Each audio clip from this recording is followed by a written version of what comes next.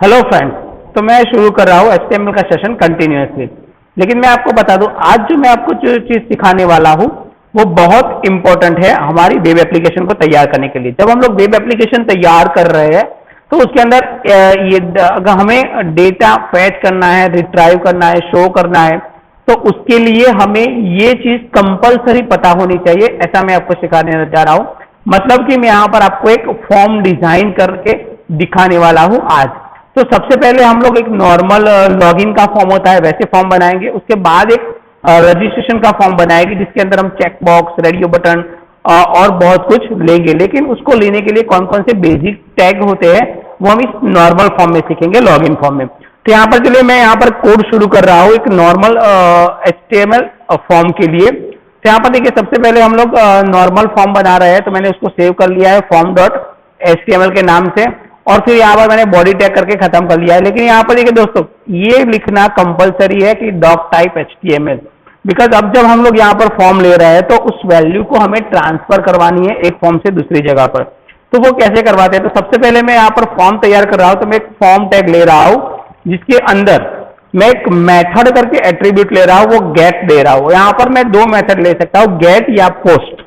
ठीक है, दोनों मेथड, अगर दोनों का डिफरेंस और दोनों का यूज अगर आपको देखना है तो हमारा दूसरा जो कोर्स है कंटिन्यूअसली PHP, उसके वीडियो भी चेक करिए, उसके अंदर आपको ये पता भी चलेगा और आप डायनामिक साइट भी तैयार कर पाओगे। फिर क्या, आगे चलते हैं अभी फॉर्म टैग के अंदर। तो मैं यहाँ पर सिर्फ बता देता हूँ आपको कि गेट का क्या यूज है।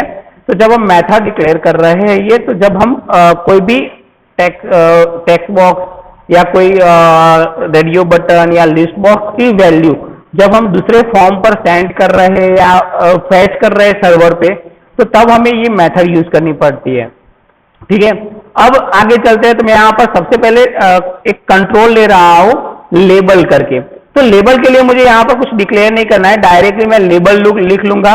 और फिर यहाँ पर देख दिया फॉर ईमेल, मतलब ईमेल लिखा हुआ, ईमेल के लिए मैं यहाँ पर ले रहा हूँ लेबल। और यहाँ पर मैंने लिख दिया ईमेल, ये ऐसा लिखा होना आना चाहिए।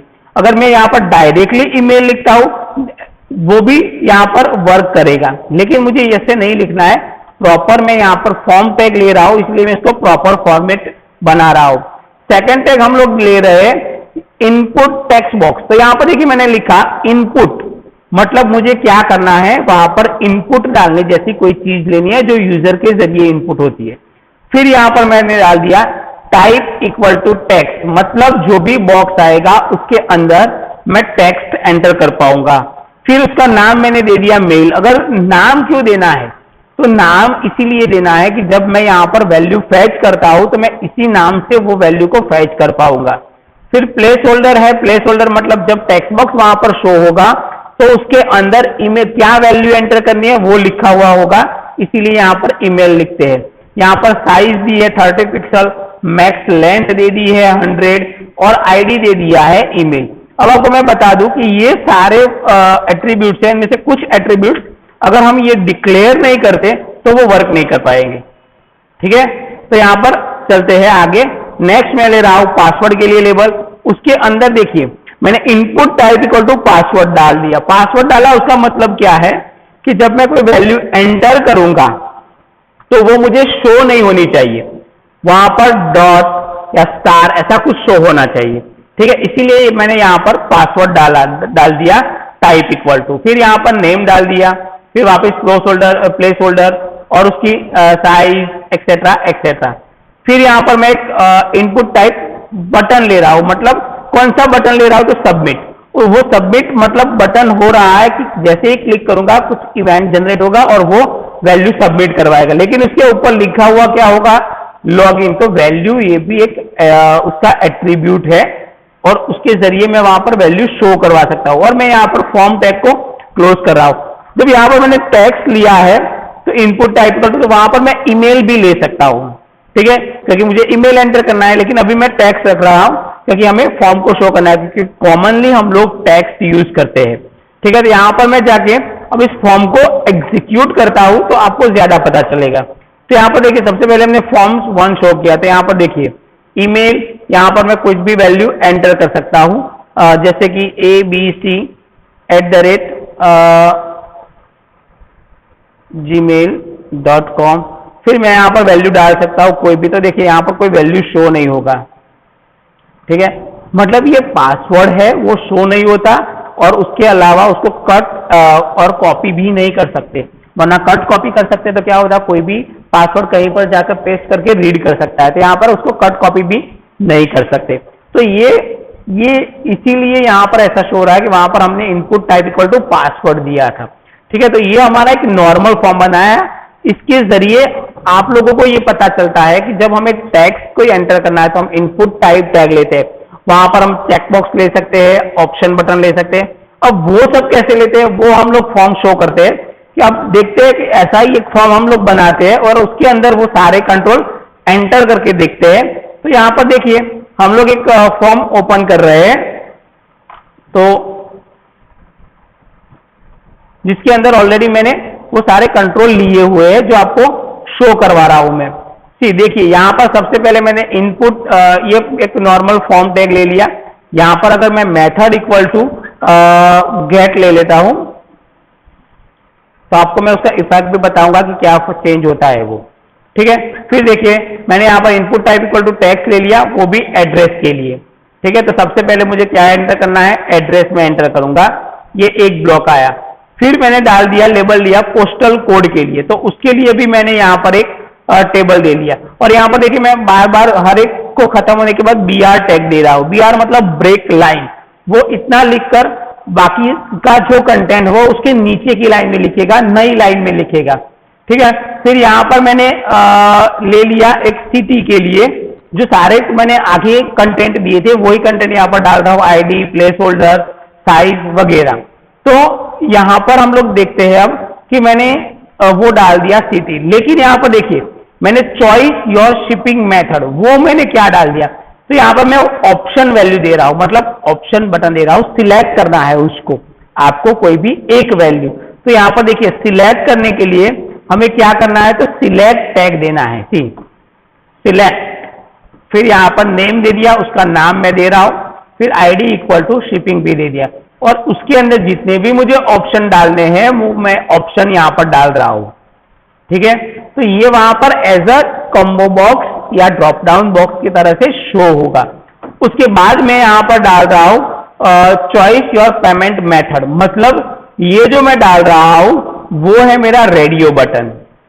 ठीक है, देखिए यहाँ पर डाल दिया मैंने input type equal to radio, name equal to PM, मतलब मुझे 3 चीज डालनी है, पेपाल, डेबिट कार्ड और क्रेडिट कार्ड। लेकिन ये तीनों का लेबल अलग है, ये बॉक्स अलग है, तो आइडेंटिफाइड कैसे करेगा 3 में से एक। तो यहाँ पर देखिए तीनों के नेम जो मैंने लिए हैं वो सेम है, मतलब जितने भी नेम आप सेम लोगे उनमें से कोई एक ही सिलेक्ट होगा, बाकी सारे सिलेक्ट नहीं होंगे। ठीक है, फिर यहाँ पर वैल्यू डाल दिया, क्या लिखा हुआ आना चाहिए वो मैंने डाल दिया। फिर यहाँ पर मैं लेबल डाल रहा हूं कमेंट के तरह से, तो यहाँ पर टेक्स्ट एरिया डाल दिया। टेक्स्ट एरिया मुझे कितनी रो चाहिए टेक्स्ट एरिया में और कितनी कॉलम चाहिए वो भी मैं डाल रहा हूं। और फिर मैंने यहाँ पर उसका नाम दे दिया कमेंट और फिर उसका ID। फिर वापस BR करने के बाद मैंने यहाँ पर लेबल डाल दिया sign me up for email update, मतलब यहाँ पर मुझे एंटर करना है ईमेल। इनपुट टाइप चेकबॉक्स डाल दिया, चेकबॉक्स को सिलेक्ट करना है, फिर आगे जाना है। जो जो भी चॉइस आपको रखना है उसके लिए यह है। तो यहाँ पर चेकबॉक्स के लिए मैं input type equal to checkbox डालूंगा। फिर देखिए लेबल करके सिक्योरिटी डिटेल्स दिया है पेमेंट के लिए, वहां पर भी मैंने चेक बॉक्स डाल दिया है। फिर यहाँ पर इनपुट टाइप सबमिट, जो हम लोगों ने सबमिट डाला था, फिर मैंने फॉर्म टैग को क्लोज कर लिया है। ठीक है, अब मैं इस फॉर्म को एग्जीक्यूट करके शो कर रहा हूं, तो देखते कैसे शो हो रहा है वो हम लोग देखते हैं। तो देखिए इस फॉर्म को मैं एग्जीक्यूट कर रहा हूं, एंटर, फिर यहाँ पर फॉर्म 2। तो देखिए सबसे पहले एड्रेस, तो ये एड्रेस यहाँ पर प्रिंट करने के लिए दे रहा है। फिर मैंने पोस्टल कोड डाला तो पोस्टल कोड आया। फिर मैंने सिटी डाल दिया, तो यहाँ पर देखिए मैं वैल्यू भी साथ में एंटर करता हूँ। ठीक है, इसके साथ में एक नंबर भी एंटर कर रहा हूँ, देखना हो। फिर यहाँ पर मैंने सिटी डाल दिया कड़ी। फिर यहाँ पर मैं कोई भी एक ऑप्शन बटन, देखिए आया ऑप्शन बटन, मतलब सॉरी ड्रॉप डाउन बॉक्स, तो यहाँ पर मैं कोई भी एक चीज सिलेक्ट कर सकता हूँ। सॉरी,